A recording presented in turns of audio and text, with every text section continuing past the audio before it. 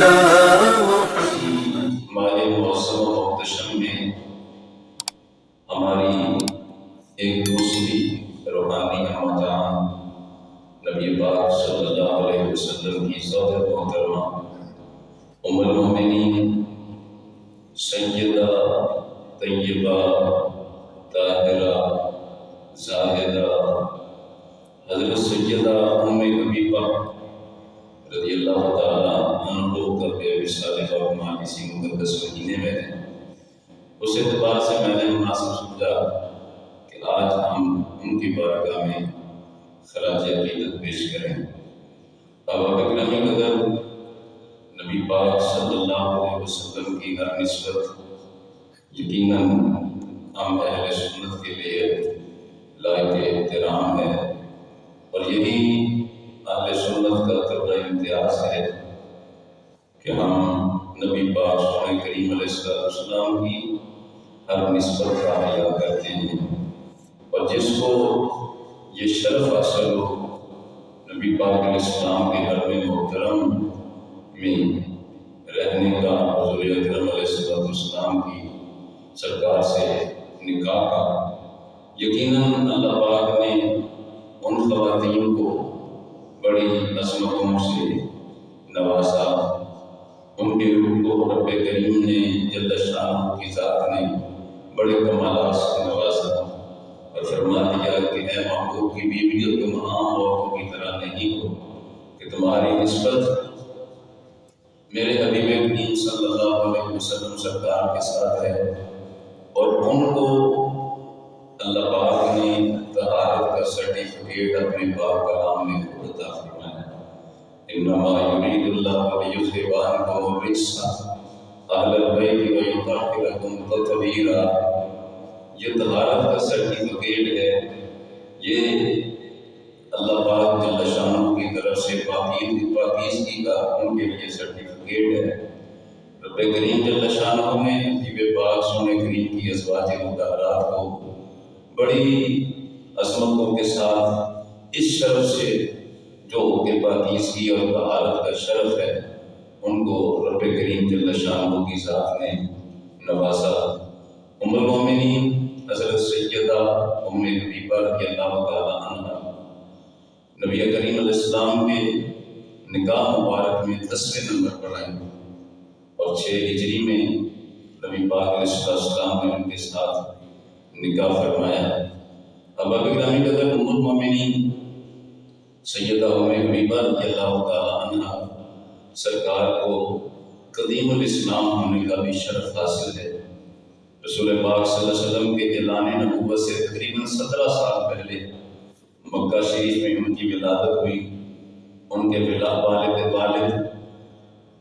حضرت ابو سفیان جو ان کی کنیت ہے، نام ان کا سخر بن حرب ہے۔ حضرت سیدہ ام حبیبہ رضی اللہ تعالیٰ عنہ وہ والد ہیں، والدہ کا نام صفیہ ہے، اور نبی پاک صلی اللہ علیہ وسلم نے جب اعلان نبوت فرمایا تو آپ صلی اللہ علیہ وسلم کے ابتدائی دور میں اسلام قبول کرنے والوں میں حضرت ام المومنین سیدہ ام حبیبہ رضی اللہ تعالیٰ عنہ، اور ان کا جو شوہر تھا عبید اللہ بن جاش، اس نے بھی ابتدائی دور اسلام میں اسلام قبول کیا۔ دوسرے لفظوں میں سمجھیں کہ ام المومنین سیدہ ام حبیبہ کو والسابقون الاولون من المہاجرین والانصار میں ہونے کا شرف حاصل ہے۔ ان کا شمار والسابقون الاولون میں ہوتا ہے۔ جب کفار مکہ بلکہ خود باپ کی طرف سے تکالیف اور اذیتوں کا سلسلہ بڑھا تو ام المومنین حضرت سیدہ ام حبیبہ نے اپنے شوہر عبید اللہ بن جاش کے ساتھ حبشہ کی طرف ہجرت فرمائی۔ بدقسمتی سے حبشہ میں مقیم ہونے کے دوران ان کا شوہر عبید اللہ جو ہے وہ مرتد ہو گیا، عیسائی ہو گیا۔ حضرت سیدہ ام حبیبہ رضی اللہ تعالیٰ عنہ سرکار کی اسلام کے ساتھ، رسول اکرم کے ساتھ وابستگی، محبت، عقیدت کو آپ اس بات سے اندازہ لگا سکتے ہیں کہ نبی پاک صلی اللہ علیہ وسلم اور اسلام کی خاطر اپنے ماں باپ کو چھوڑا، اپنا وطن چھوڑا۔ اب یہ تیسرا بڑا کٹھن مرحلہ ان کے لیے تھا کہ ان کا شوہر مرتد ہو گیا۔ ان کو حضرت سیدہ ام حبیبہ نے اپنے شوہر کو بڑی کوشش کی، دعوت ایمان و اسلام کی، مگر وہ اپنی ضد پر اڑا رہا۔ بالآخر مرتد ارتداد میں ہی یعنی مرتد ہوتے ہی وہ مطلب واسط فی النار ہوا، وہ مر گیا۔ مگر سیدہ ام حبیبہ رضی اللہ یہی تو وہ آخری سہارا تھا کہ اسلام کی خاطر ماں باپ کو چھوڑ دیا، اسلام کی خاطر وطن کو چھوڑ دیا، اب وہی تو ان کا سہارا تھا۔ وہ مرتد ہو گیا، بالآخر وہ مر گیا۔ سیدہ ام حبیبہ رضی اللہ تعالیٰ عنہ اس موڑ پر بھی اسلام پر قائم رہی۔ نبی پاک صلی اللہ علیہ وسلم سرکار کی ذات والا سے بات، اور جب اس بات کی خبر ہوئی تو رسول اکرم صلی اللہ علیہ وسلم سرکار کو بڑا اس بات پر نبی پاک علیہ السلام پر گران گزرا۔ ادھر جب اللہ پاک کے محبوب کے ساتھ محبوب کریم علیہ السلام کے ساتھ ان کو جو نسبت ملنا تھی، اس کے جو ہے ابتدائی جو صورتیں پیدا ہوتی ہیں، حضرت سیدہ ام حبیبہ نے خواب دیکھا کہ کوئی خواب میں ان کو ام المؤمنین کا کہہ رہا ہے۔ بعد میں ان کے خواب کی تعبیر رسول اکرم صلی اللہ علیہ وسلم سرکار کے ساتھ نکاح کی صورت میں پوری ہوتی ہے۔ ادھر نبی پاک صلی اللہ علیہ وسلم نے مدینہ پاک میں رسول پاک علیہ السلام نے عمر بن امیہ کو اپنا وکیل بنا کر، چونکہ وہ حبشہ میں تھی، رسول پاک صلی اللہ علیہ وسلم نے عمر بن امیہ کو اپنا وکیل بنا کر شاہ حبشہ یعنی حضرت نجاشی کے پاس بھیجا اور اپنا پیغام نکاح رسول اکرم صلی اللہ علیہ وسلم سرکار نے دیا۔ حضرت نجاشی نے اپنی لونڈی برا کہ وہ ان کے پاس یعنی سیدہ ام حبیبہ کے پاس رسول پاک کا پیغام دے کر بھیجا۔ سیدہ ام حبیبہ رضی اللہ تعالیٰ عنہ اس قدر خوش ہوئی کہ انہوں نے خوشی سے اپنے ہاتھوں کے کنگن، اپنے پاؤں کی پازیبیں اور اپنے ہاتھوں کے انگلیوں کے جو چھلے تھے سونے کے تھے، وہ سارے کے سارے اٹھا کر اس لونڈی کو عطا فرما دیے۔ اور نبی پاک علیہ السلام سے نکاح کے حوالے سے اپنے ماموں زاد خالد بن سعید کو اپنا وکیل بنا کر شاہ حبشہ کے پاس بھیجا۔ وہیں پر نبی پاک علیہ السلام کے ساتھ نکاح کی تقریب منعقد ہوئی، یعنی رسول پاک نے اپنا وکیل بنا کر عمر بن امیہ کو بھیجا تھا، اور ادھر حضرت سیدہ ام حبیبہ نے اپنا وکیل اپنے ماموں زاد خالد بن سعید کو بنا کر بھیجا۔ شاہ حبشہ حضرت نجاشی نے نبی پاک صلی اللہ علیہ وسلم سرکار کی ذات والا سے بات کے ساتھ نکاح کی تقریب میں جو اس وقت وہ دو خطبے ہوئے، ایک خطبہ شاہ حبشہ جناب نجاشی نے پڑھا اور دوسرا خطبہ سیدہ ام حبیبہ کے وکیل اور آپ کے ماموں زاد خالد بن سعید نے پڑھا۔ نبی پاک صلی اللہ علیہ وسلم سرکار کی ذات والا سے بات کی طرف سے شاہ حبشہ نے 400 دینار جو ہے حضرت سیدہ ام حبیبہ کو حق میں عطا فرمایا۔ نبی پاک صلی اللہ علیہ وسلم سرکار کی طرف سے جب وہ حق میں کی خدمت میں پہنچا تو سیدہ ام حبیبہ نے شاہ حبشہ کی اسی لونڈی کو اپنی طرف سے پھر 50 دینار دینا چاہے، مگر انہوں نے انکار کر دیا، کہا میرے لیے وہی کچھ کافی ہے جو آپ نے پہلے ہی اس پر بڑی نوازش کی ہے، اور اب تو بادشاہ نے یعنی شاہ حبشہ نے اپنی بیگمات کو بھی آپ کی خدمت میں خوشبوئیں پیش کرنے کا حکم نامہ جاری کر دیا ہے۔ ادھر سرکار عالم صلی اللہ تعالیٰ علیہ وسلم سرکار کی بارگاہ میں بھیجے جانے کا انتظام ہوا۔ شاہ حبشہ نے شرحبیل بن حسنہ کو حضرت سیدہ ام حبیبہ کے ساتھ مدینہ منورہ کی طرف رسول پاک کی خدمت میں پہنچانے کے لیے ان کو مأمور کیا۔ نبی پاک 6 ہجری کا یہ واقعہ ہے۔ سرکار عالم صلی اللہ تعالیٰ علیہ وسلم سرکار کی بارگاہ میں یہ پہنچی، اور یہ تو ویسے بھی قدیم الاسلام تھی، قدیم الاسلام ہونے کے اعتبار سے ان کو بڑے شرف حاصل تھے،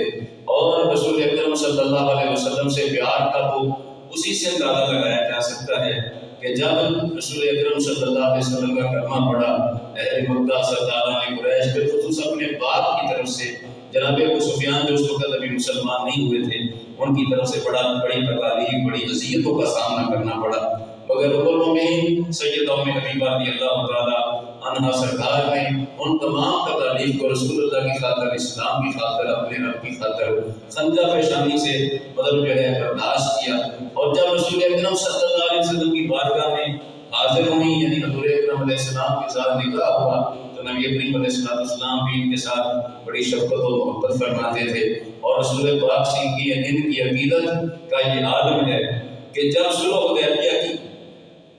شرائط کو کچھ عرصے بعد سرداران قریش نے توڑنے کا اعلان کیا، بعد میں ان کو اپنا پچھتاوا ہوا، انہوں نے جناب ابو سفیان حضرت ابو سفیان کو جو ہے ان شرائط کی تجدید کے لیے مدینہ منورہ بھیجا۔ یہ وہ وقت ہے کہ جب رسول اکرم صلی اللہ علیہ وسلم سرکار کی ذات والا صفات سیدہ ام حبیبہ سے نکاح فرما چکے تھے۔ اب غور کیجئے، یہ واقعات ہمارے لیے سبق ہیں کہ اسلام کی خاطر، رسول اللہ کی خاطر علیہ السلام محبت کیسے ہونی چاہیے، حضور سے پیار کا کیسا ایک انداز ہے۔ اور غور کیجئے، آج لوگ دین کو بعد میں دیکھتے ہیں، اپنی رشتہ داریاں پہلے دیکھتے ہیں، معاشرے دنیا داری پہلے دیکھتے ہیں، مگر دیکھیے ان نفوس قدسیہ کو کہ انہوں نے رسول اللہ کی خاطر ماں باپ کو چھوڑا، وطن کو چھوڑا، پھر اپنا شوہر چھوڑا، شوہر کے ساتھ اسے اگر محبت کا رشتہ توڑا، نبی پاک صلی اللہ علیہ وسلم سے نکاح کا رشتہ بھی جڑا، مگر عقیدت کا اس قدر اللہ کے محبوب کریم علیہ السلام سے ایسا انداز ہے کہ حضرت ابو سفیان ابھی حالت کفر میں تھے، ابھی اسلام قبول نہیں کیا تھا، مدینہ منورہ میں ان شرائط کی تجدید کے لیے آئے، حضور کے گھر میں اپنی بیٹی کو ملنے کے لیے آئے۔ غور کیجیے اور سنیے، آج ہمارے لیے یہ سبق ہے ان نفوس قدسیہ کا کہ رسول اللہ سے پیار کیسا ہونا چاہیے۔ حضرت سیدنا حضرت ابو سفیان رضی اللہ تعالیٰ عنہ اپنی بیٹی سے ملنے کے لیے، سیدہ ام حبیبہ سے ملنے کے لیے ان کے حجرے میں جلوہ کر ان کے حجرے میں پہنچے، ادھر نبی پاک کا بستر اندر بچھا ہوا تھا، باپ ابو سفیان باپ ہے، باپ آیا ہے، سیدہ ام حبیبہ کی حضور سے الفت، عقیدت، محبت کا انداز دیکھو، نبی پاک کا بستر اندر بچھا ہوا تھا، ابو سفیان بیٹھنے لگے، بستر پر بیٹھنے لگے، سیدہ ام حبیبہ نے کہا ٹھہر جا، اب باپ سوچ رہا ہے نہ جانے میری بیٹی میرے لیے کیا اہتمام کرنے لگی، مگر سنیے، غور کیجئے، سیدہ ام حبیبہ نے حضور کا بستر اٹھا لیا، نبی پاک نے صلی اللہ علیہ وسلم کا بستر مبارک اکٹھا کر کے ایک طرف رکھ دیا، آپ اب بیٹھ جا۔ باپ حیران ہے، یہ کیا انداز ہے، بیٹیوں کے پاس باپ آئے تو وہ تو باپ ہمیں استقبال کرتی ہے، یہ تو پیچھا بستر بھی اٹھا لیا، کہا بیٹی کو نے یہ کیا کیا؟ اب بیٹی کا جواب سنیے، رسول اللہ کی زوجہ محترمہ ام المومنین سیدہ ام حبیبہ کا جواب سنیے۔ اللہ اکبر، سیدہ ام حبیبہ نے کہا باپ وہ کافر مشرک ہے، مشرک نجس ہوتا ہے، اور یہ بستر میرے آقا کا ہے، میرے آقا کا بستر پاک ہے، تو اس قابل نہیں ہے اس بستر